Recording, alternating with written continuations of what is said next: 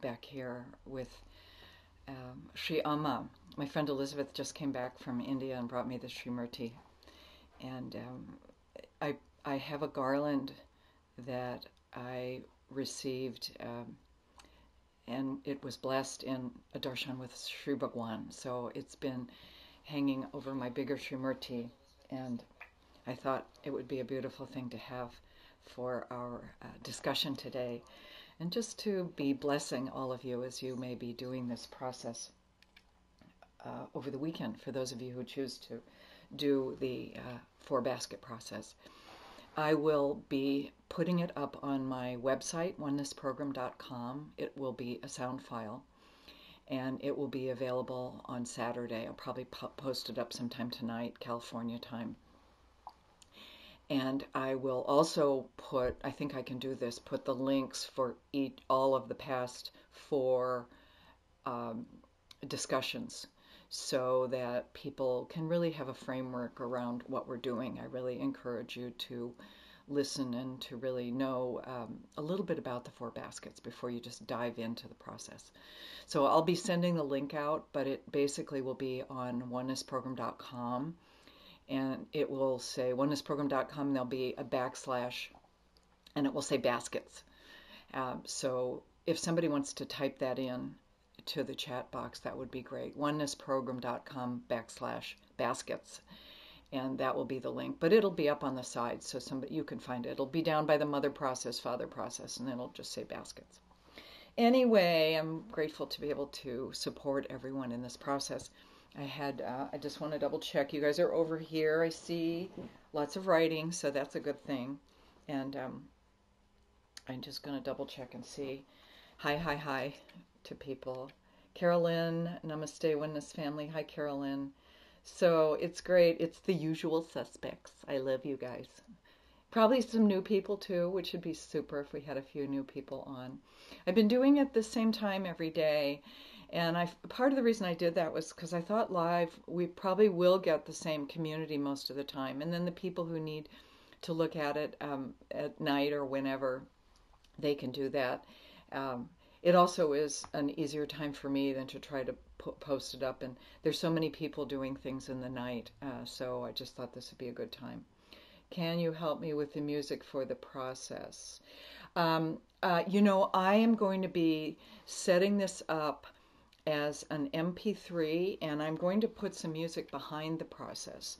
So you will be able to just push your button on your MP3 player, your phone, your computer, and let your speakers run, and you'll be able to hear the voice and then the music. So that's why it takes me a while to do this, and I'm going to do it on my audio program that I use for my radio show rather than live stream, because it's too hard to do on live stream.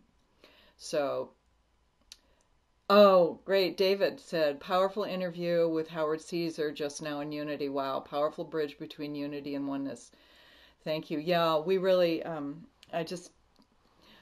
think most of you know I have a Friday morning show on Unity FM. It's an online radio. And I've been really trying to interview many of the Unity ministers and the people who've gone to India to really dispel some of the confusion and misinformation that's out there in the world. Not just Unity, but in, really in the West, in terms of the fact that oneness is not endeavoring to bring gurus to the West and have us worship gurus, but really to understand the roots and the ancient wisdom tradition that the East is so steeped in that we are just now tapping into here in the West. So love to have you watch that interview, listen to the interview. If you go to unity.fm, you'll find there's a page for each of the shows, and mine is Oneness Program. And if you go to that page, you'll find all the archives of all the old shows that I've done. There are probably 40 shows there. Anyway, that's one way to get it. And so thank you, David. I'm glad you enjoyed that show. I had a good time with Howard doing it. And I've got some other great ones. I've just done a lot of really great shows recently. So I'm just going to kind of scan through here and see if there's something I need to address before I go into talking about the 4th basket. Would I consider doing the mother-daughter weekend on a teleconference? No, not really. This experience of the weekend has so much, there's a lot of, I just almost want to call it distraction of the mind. I mean, we do rituals, we go for walks, we actually create some, we create a piece of jewelry. Everybody has an opportunity to do that, and it's embedded into the process. People bring flowers, they bring their own materials and pictures to create their own personal altars. So it's very much, it's a very meaty kind of experience for people. So it's not an online thing. I do know that the process we did was very powerful, and so people can do those processes, but it won't take you where this weekend does. So come to the weekend. I think there's still, I know there's still spots. So want to delete this comment? No, I don't want to delete this comment. Hi, Crystal. Good to see you here. Gail, hi there. So Deb and all sorts of wonderful people here. Okay, so we have 100 people watching, so it's a good time to just tune in.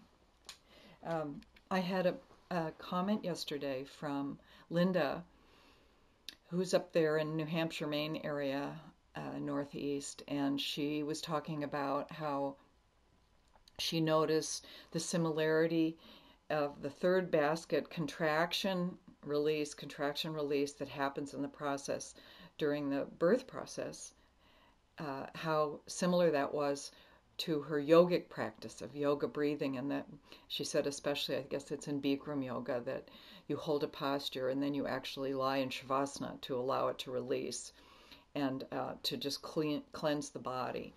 And that how wonderful it was that that was connected to the process of the four baskets and just our healing process, the cleansing and the contraction release process, which is really a big part of life. If you look at nature, that's part of what happens. So today I just want to focus for a few minutes on the fourth basket. And again, if you're listening, tuning in for the first time, you can go back in the archives. For Tuesday, I did an overview. Wednesday, we talked about the first and the second basket. Yesterday, Thursday, we talked about the third basket, the birth process, and today we're talking about the fourth basket. The fourth basket is that moment when you, the baby, is no longer inside the mother. So you've come out into this totally new realm. And, again, to just remember you were there. You might not consciously be remembering this experience. But imagine just the quality of this experience. All of a sudden you're moving from a really dark, confined space to, if you're in a hospital, it could be very, very bright. All of a sudden, the arms and legs can move around. Initially, you may not be opening your eyes, but eventually you're opening your eyes and you're in this bright, just different field of visual light. And even though, even when we have our eyes closed, we can sense light and dark. So that happens for us. Also, just imagine on the skin what it would feel like going from this moist, warm environment into air. And most hospitals aren't totally warm. You go into a hospital space, and if you're born in a hospital, it's probably quite chilly for a baby. It's probably one of the reasons they wrap you up and swaddle you pretty quickly. Of course, if you have a home birth, if you were birthed at home, you might have been birthed in water. You might have been birthed in a very warm environment, because the control there and the experience is very, very different.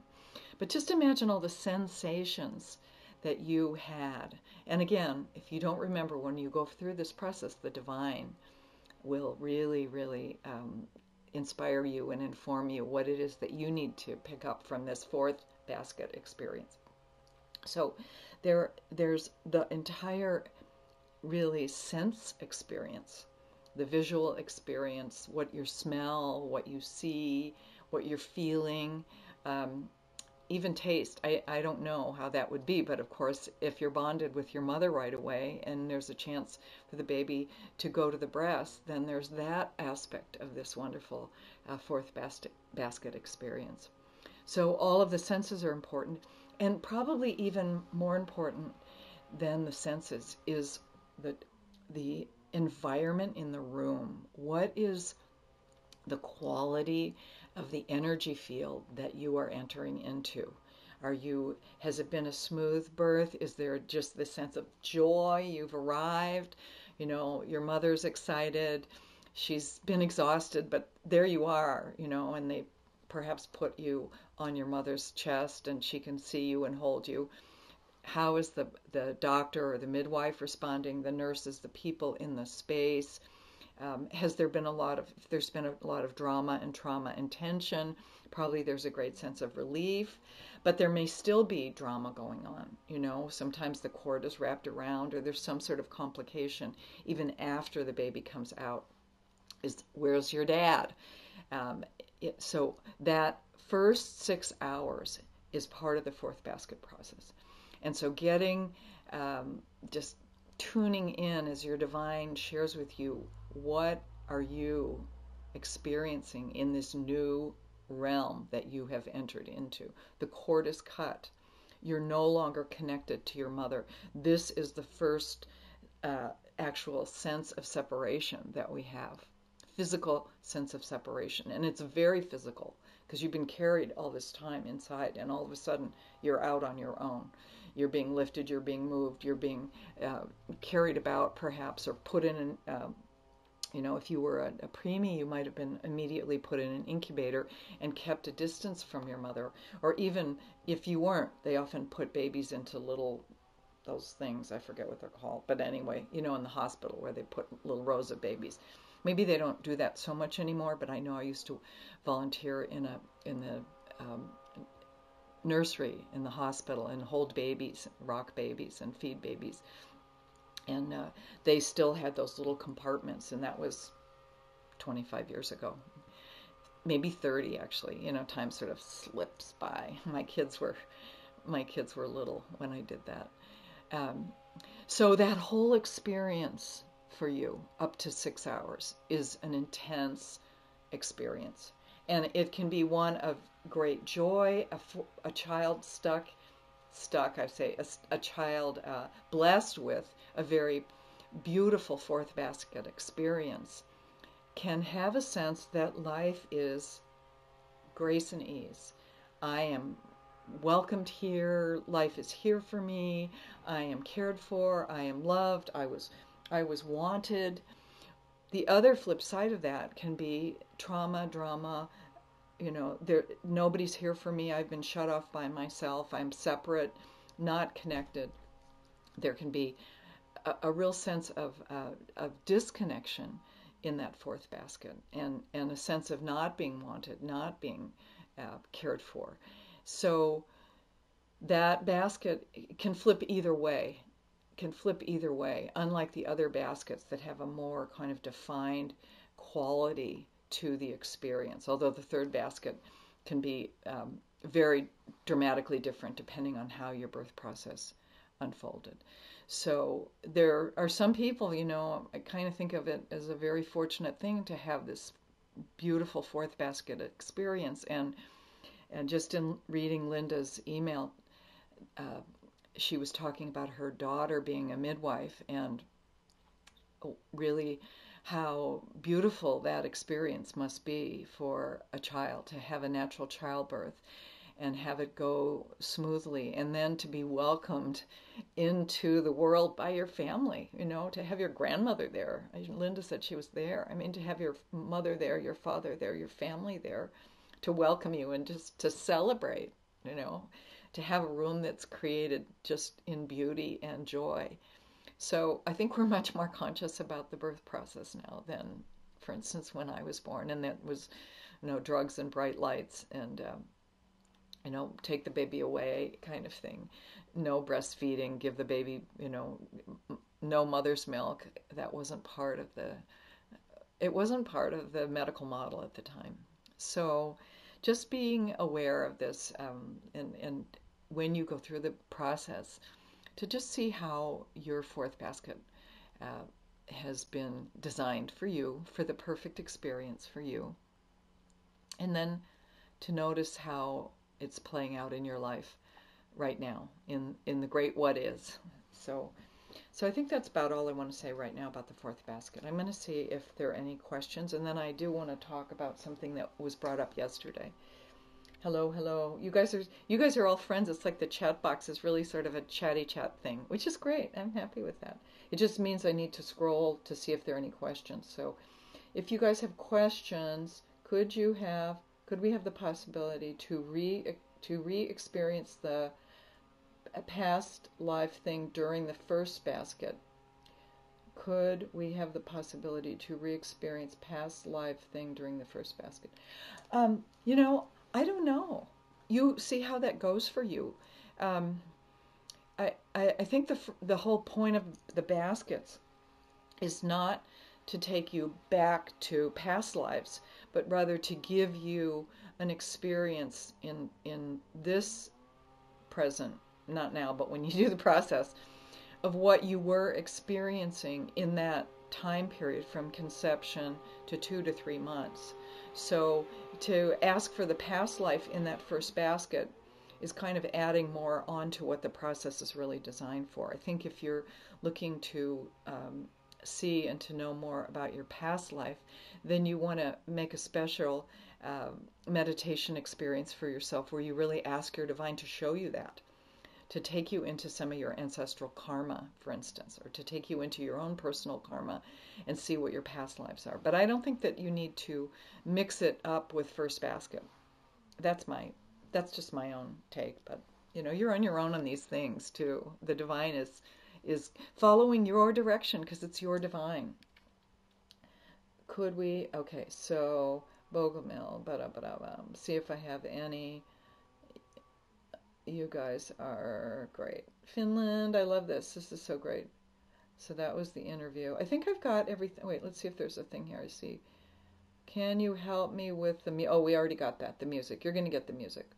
So, so what I want to say is, could you hang on 2 secs. I'm looking at this to see if there's something else I need to see before I talk about what was brought up yesterday. Okay, Brenda, I have a question. Tonight I want to start a process of the 4 baskets tonight, but I would like to know if there is a special instruction to start it. Yes. So you're not going to be able to start it tonight because, well, I don't know. Maybe I'll have it up. I'm not sure exactly what time I'm going to get it up. I need to spend probably, who knows, maybe 4 or 5 hours putting this together for you, creating the sound file and getting all the files up because I want it to be, I really want this to be a sacred experience for everyone who does it. I don't want people to just do this on the fly, and it's why I'm creating the whole thing and putting it up on my website with the archives so that people can understand. I'll probably even put the file up about the 4 baskets that I sent out to many of you. So the instructions will be on the website. And again, if somebody would type that in, www.onenessprogram.com/baskets. That will be the link. It's not up yet, but it will be the link.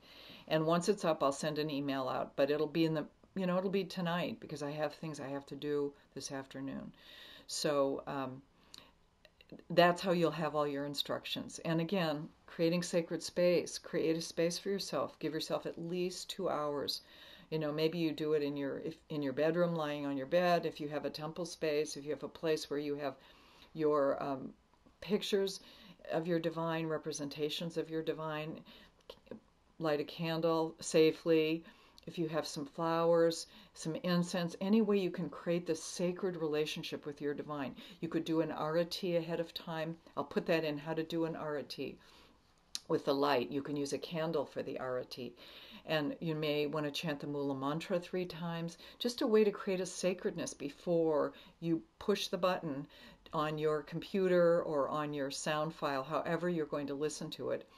And then to be present to the experience. And for some of you, you may want to sit and go through the experience and then lie in Shavasana. For others of you, you may prefer to do these processes in Shavasana the whole time.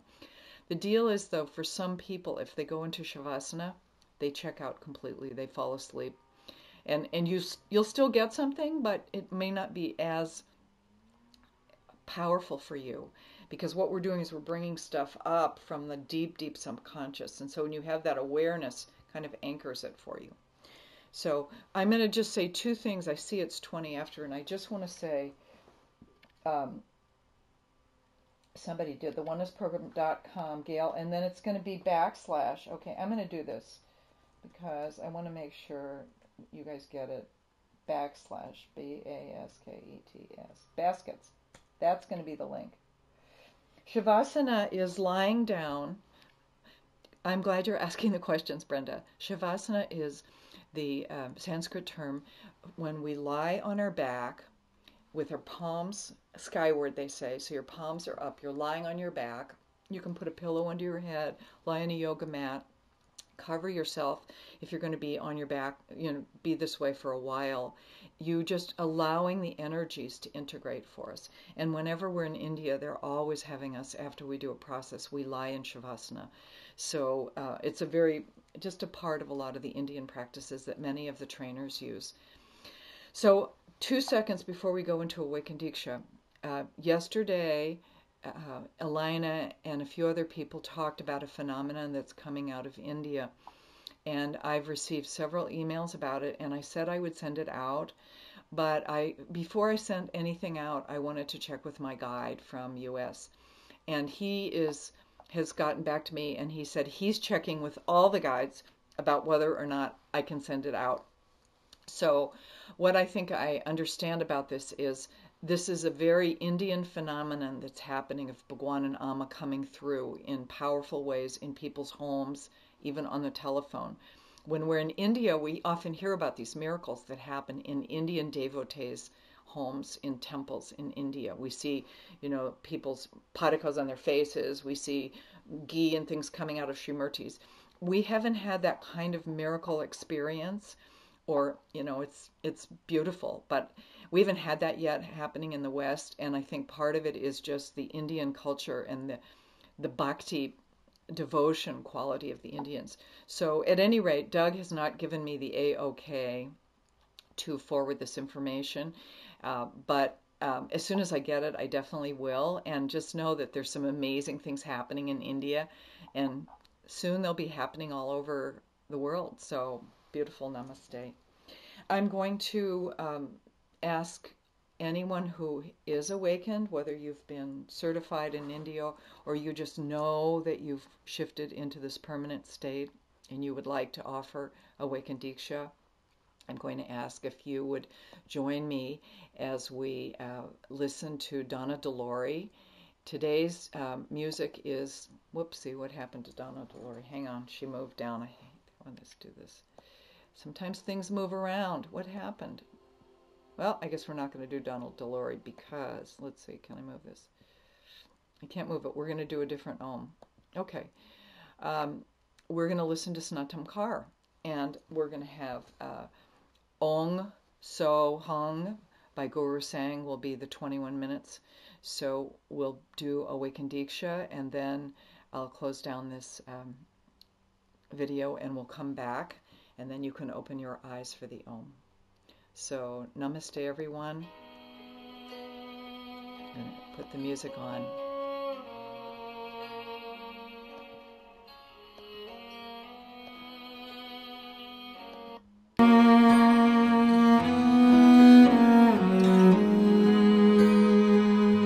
Nanak na char dekha tere baane sarvadra bala. Nanak na char dekha tere baane sarvadra bala. Nanak naam char dekha tere baane sarvadra bala. Nanak naam char dekha तेरे बाने सर्वद दामना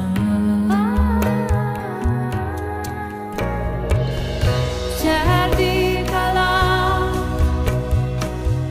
चढ़ती कला चढ़ती कला चढ़ती कला चढ़ती कला चढ़ती कला नानक चढ़ती कला तेरे बाने सर्वद दामना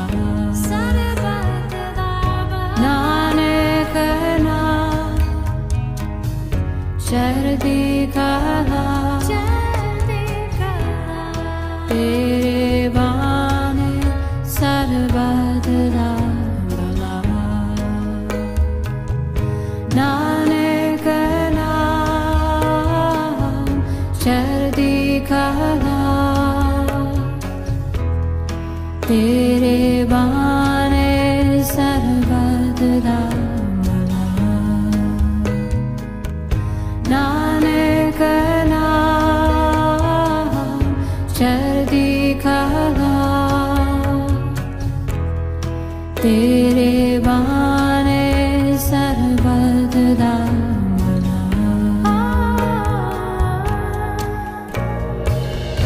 चढ़ती कला चढ़ती कला चढ़ती कला चढ़ती कला चढ़ती कला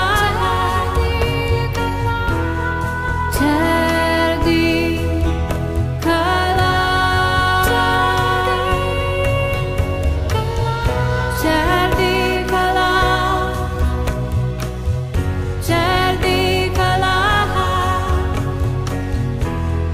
चढ़ती कला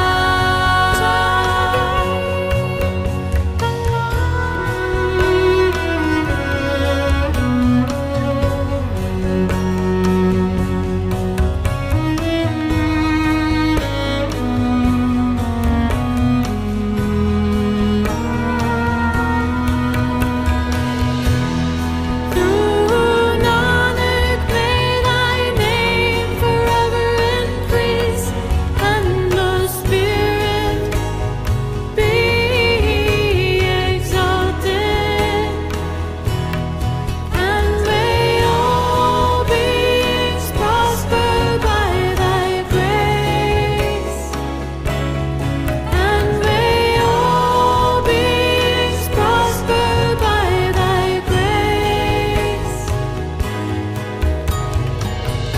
नानक चढ़ती कला तेरे बाने सर्वद दामना नानक चढ़ती कला तेरे बाने सर्वद दामना नानक चढ़ती कला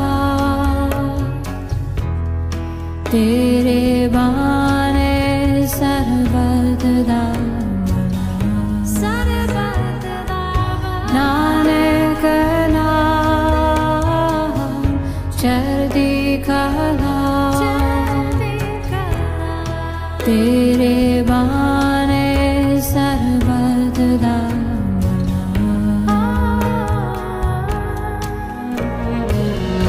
चढ़ती कला चढ़ती कला चढ़ती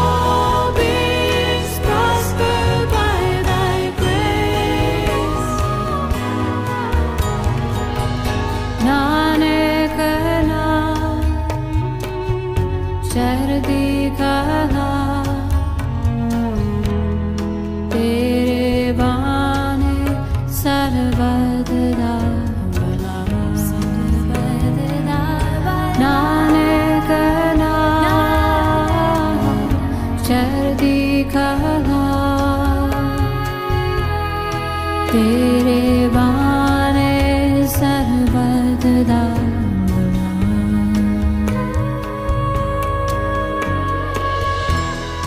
तेरे बाने सरबत दा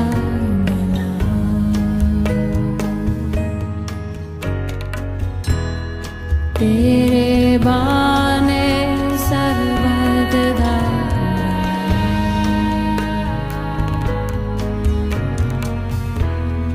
तेरे बाने सरबत दा